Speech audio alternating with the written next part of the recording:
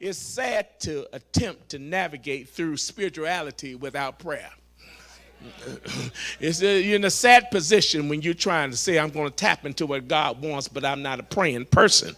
Because, see, the great harvest of the church will not be accomplished by teams of gifted apostles, prophets, evangelists, pastors, and teachers.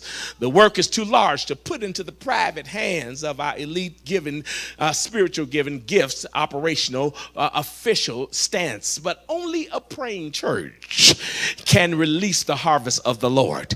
It is a people who have now understood that they owe God, and they come in the room saying, I owe God. They stand up and say, I owe God. They lift their hands saying that I owe God. They make up their minds that if I don't do anything else, I'm going to lift him up and glorify him because I owe him.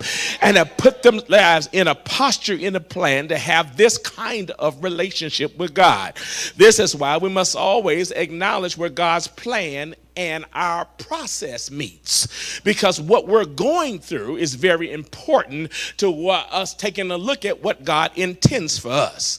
This urgently then requires that we have a real prayer life. Somebody say a real prayer life. But every once in a while, it's kind of good to be reminded by the essence of God giving you a watchman, why God has watchmen in your atmosphere, why God puts you in a position to understand that prayer is so essential to everything we do.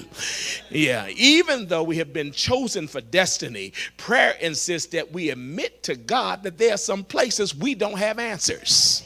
Some stuff happened even to the watchman, that the watchman's got to say, God, I need you to help me with this.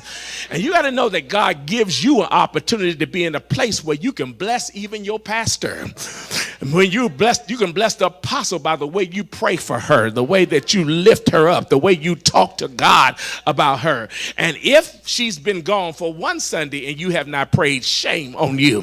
The deal is that every time you think about goodness going on in your life, you should be thinking about the one who speaks it over your life. And understand that you are where you are because God puts people in your atmosphere to speak over you and to give you an opportunity to have the expression of his goodwill to take place literally in your life. Somebody here just say it again. Goodness is coming. Goodness is coming.